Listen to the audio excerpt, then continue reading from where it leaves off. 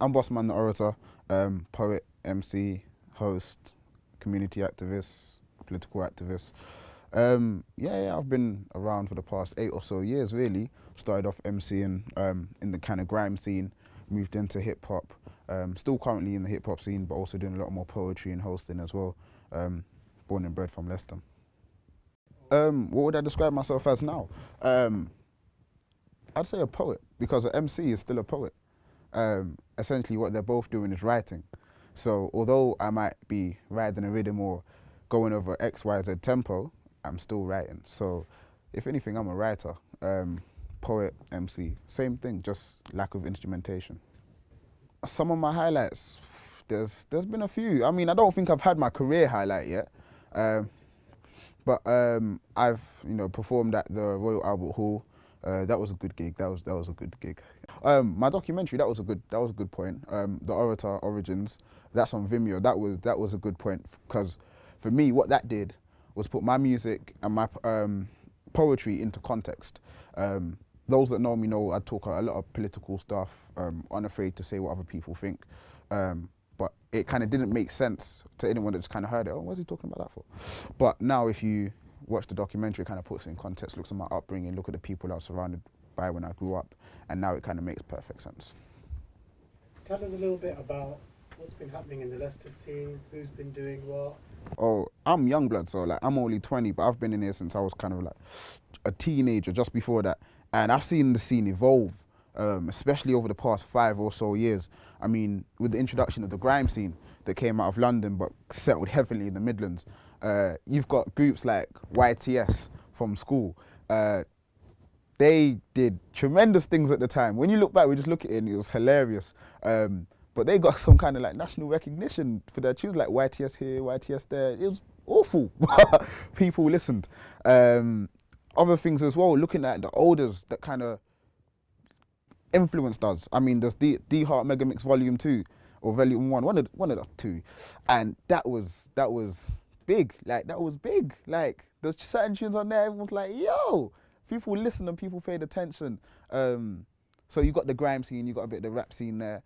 And even with the introduction to the funky house, like people like Total, DJ Glamour, Dino Presto, yo, their funky mixes, everyone listened to, no matter where you were. Even the tune by Funky D, Migraine Skank, supposedly that started in Leicester. Someone found out that in a rave in Leicester, and I read that in the Metro newspaper. So you can see Leicester's had an influence across the country. Again, the kind of grime scene's kind of dried up a bit, but artists that are still continuing to put out work, BLG, they're a hip hop collective, grime collective, producers, DJs, and MCs. I've got to give credit where credit is due, and I'm not doing that thing. Myself, I'm still here, and I'm bigger than ever. I'm happy.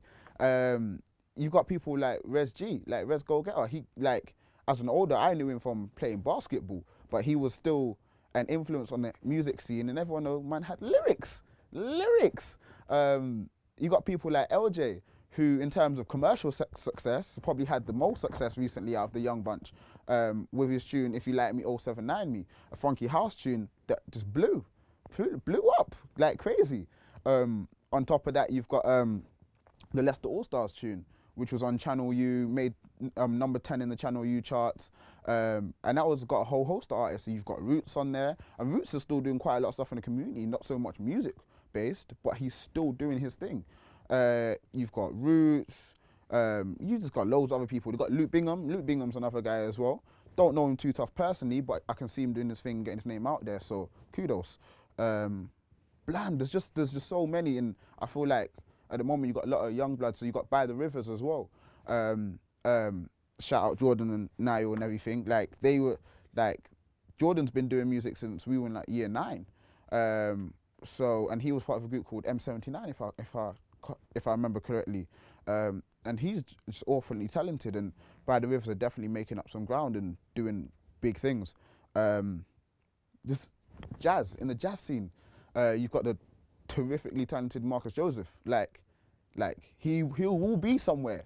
Like, he will go out there and he will make waves and people will listen. So what I found is, in the past 5 to 10 years, Leicester's just opened up in genres.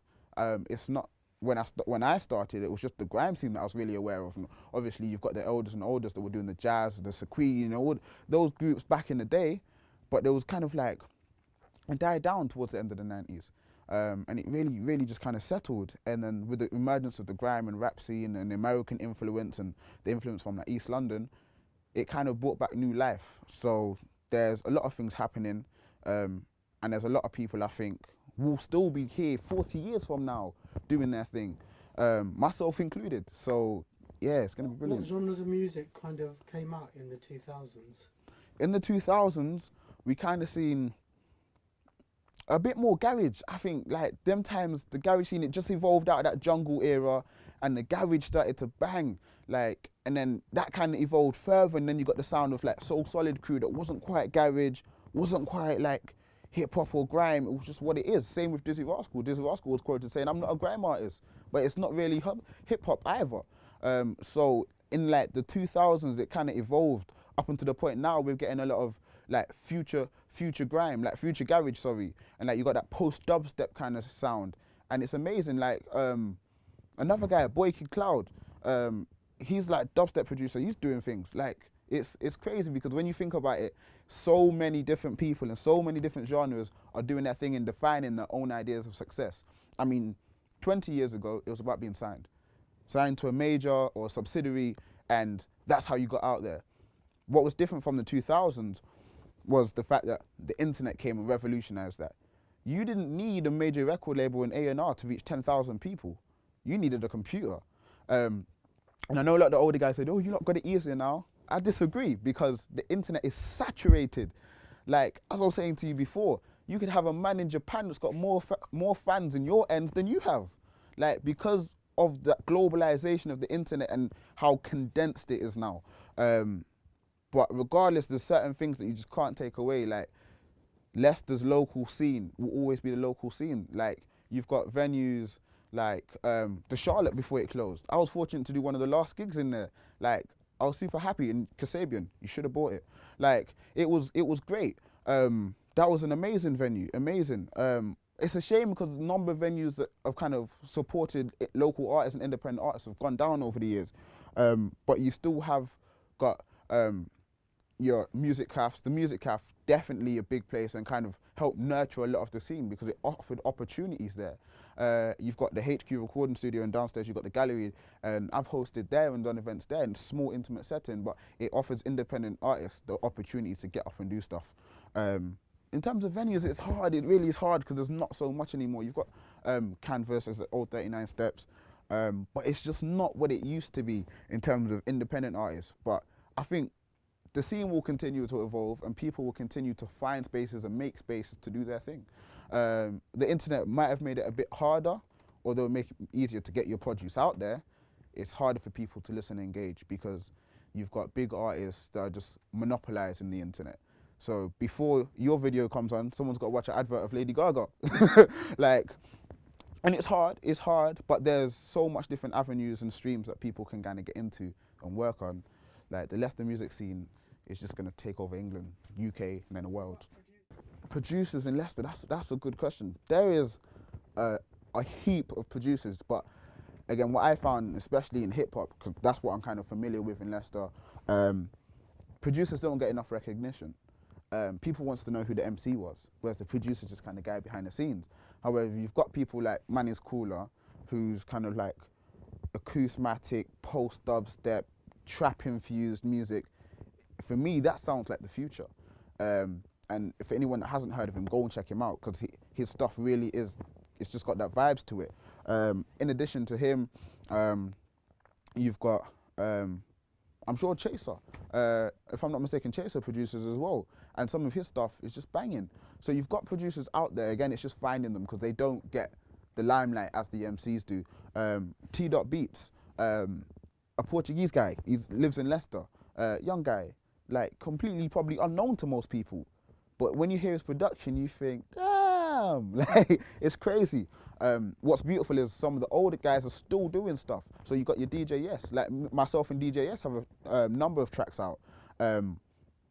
It's crazy because he embodies the essence of old school hip hop boom bap, like the original, like boom bap, like chopping up the breaks, and it's beautiful because people like T Dot and other people are kind of keeping that alive, keeping that essence of hip hop alive, which is beautiful and brilliant. But yeah, I think the producers need to get up and say, yo, we're here, like, give us some attention, because the producers are doing amazing things, whether it's dubstep, hip hop, reggae. And you know what? The reggae scene, I need to touch on that, because like I said, Leicester's just covering all bases. You've got people like Jamania, who continuously go out to Europe and gig and is based here in Leicester, doing amazing stuff. People that are from Leicester and people that are doing big things in the reggae scene, the dancehall scene, and people are listening, people are paying attention. So big up Livewire, Jamania, Ayakai in the middle, and it's just a good essence and it's a good vibe that people have got. What I think is so beautiful about the music scene in the past 5 to 10 years, the past 2 or 3 years, because people have come together. A few years ago, if you did your thing, the next man did his thing, the next man did his thing, and you was all kind of fighting for the same fan base. But at the moment, it seems like people are coming together. People are working with other producers, other genres, and collaborative pieces. This whole new essence of working together is just beautiful. And people aren't afraid to try new things, which is beautiful about Leicester. People are willing to see what the next thing's gonna be, have a go, try it out. If it don't work, it don't work. DJs have got longevity. So the DJs that were DJing 20 years ago are still DJing today, and it's great. But there's not much space for young blood to come up. But you've got people, Dino Presto, you got your Totals, you got your Glamours, you've got Junior Blues, Junior. He's out there doing his thing, and it's heavy. It is heavy. Who else is out there DJing at the moment? Mad. I can't even think. But it's crazy. And another scene I still haven't touched on is the spoken word scene. And I'm glad to say that Leicester's is kind of strong-ish. Like, there's myself, there's a poet called Phoenix, and there's a number of other poets that are really waving the flag for Leicester hard. And not just in Leicester. We're not saying we're in Leicester saying, hey, we're from Leicester, because everyone knows we're from Leicester. But we're out there gigging in Birmingham, Manchester, London, and really kind of flagging Leicester hard and representing, even abroad. I'm off to Spain at the end of this month to go do a video and a gig, and Phoenix is already off to Amsterdam and Spain and other places, and we're representing for Leicester strong in the spoken word scene, because I feel like that's the youngest genre that we've got at the moment. Although not strictly musical, again, it's writing, and it's very, very, very young. And I feel like Leicester's got kind of an opportunity to get a foothold in that and kind of pave the way for across the UK. So it's good. Like, the scene is healthy.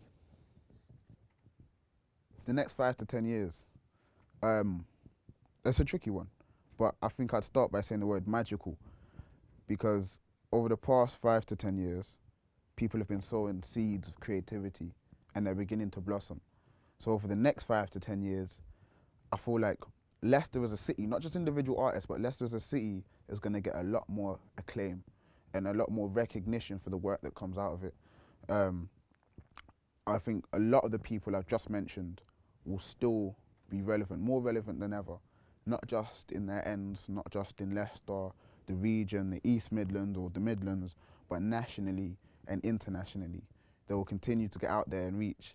And I think if all is well, Leicester will be a musical powerhouse, because I do a lot of stuff in Birmingham, and Birmingham's got a lot going on, a lot. But considering the population of Leicester, the number of artists here and the work that they put out, to ratio, it defeats Birmingham by a mile. Birmingham's got a huge population, so you'd expect there to be a lot going on, but there's just as much going on in Leicester, and it's got a fraction of the population. And I'm not even talking about the surrounding areas, Rutland, I'm talking about the city of Leicester. It's got so much going on. People are going to have to eventually wake up and listen, whether it be theatre, spoken word, music, dance. All of these things are intertwined. And considering I'm from a hip-hop background, you've got so many elements of hip-hop. Hip-hop isn't just the music. Rap is the music. Hip-hop is a culture. So you've got the B-boys, the B-girls. You've got the street trade and entrepreneurialism. You've got the DJing. You've got the graffiti art. like all of these things are part of a culture, and they're part of Leicester's culture, and Leicester's culture is even bigger than that. You've got the indie music culture, whether it be independent artists or indie music. You've got promoters out there that are doing their thing. Like events like Beast Wang are making so much more noise, and they're becoming creative with how they do it. Everywhere I go, I see a Beast Wang sticker slap somewhere, right? And it's really helping the scene get out there. And I think what the music scene is helping is encourage other things as well. So you've got a lot more people that are doing their own clothing labels. And it's the musicians that are at the forefront of this, right? You've got the LC t-shirts, LC. You've got the LC t-shirts that everyone's kind of like rocking. That was big back then. Now, I've got my clothing label with Phoenix, which is Canis Major. And then you've got Entrepreneur, how do you say it? Entrepreneur? Something like that. It feels like like there's so much going on. And I just bumped into some friends I went to school with. They've got a clothing label now, the 24th Buddha. It's crazy because musicians are at the forefront of promoting that creativity. And I feel like over the next few years, Leicester's definitely going to get more and more recognition. And as was mentioned before, people have got to be much more innovative with how they get out there because the internet is saturated. So you've got media channels now that are coming out. So you've got GJs, for example, which is led by an MC again, which is another media channel. You've got JDM, Just Doing Me, which is Chase's media channel. And people have kind of realized, all right, cool, we can't get onto daytime television, you know, channels 1, 2, 3, 4, 5. We're going to have our own television. We're going to have our own YouTube channels that people can tune in on the go, on your phone and everything. So I think those things there show Leicester's innovative and its resilience, because during this kind of like recession that's going on, people are panicking and funding's getting cut here and funding's getting cut there. It's beautiful because Leicester's resourceful. It's like, cool, Leicester didn't have no money before. So this recession ain't really affecting us. What we're going to do is going to continue to help one another and help each other grow. Because for me, if I see an MC now and he's good and I turn around and like, nah, you're whack, yeah? It ain't helping the scene. It's not helping me. I'm putting him down, so he's going to feel, oh, wow, I'm whack. But then it's a reflection on me because I'm standing next to whackness. You feel me? So by encouraging each other, and don't get me wrong, not everybody should be an MC or promoter, because if you're whack, right? But it's about constructive criticism, not just, oh, no, you need to give up. Because that's not going to help nobody. So by supporting each other and saying, you know what, you're good, let me put you in touch with a man that does this. Let me put you in touch with this person. I've got a gig coming up, you know what, I can't make it, can you fill in? Them kind of things there is just going to help build the scene, because everyone's building on top of each other, and we can do it without the help of London, without the help of Manchester or Birmingham, because they've got their own scenes.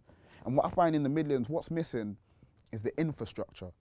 London, you know, if you want to blow, you go this office, you talk to this man who's part of this label. It's very clear cut. Same with up in Manchester.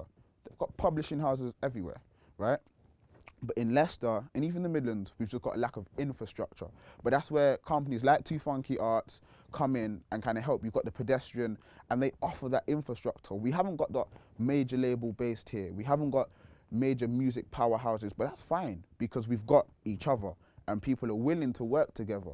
So I feel eventually we will, how do I put it? Eventually we'll get somewhere with the help of one another.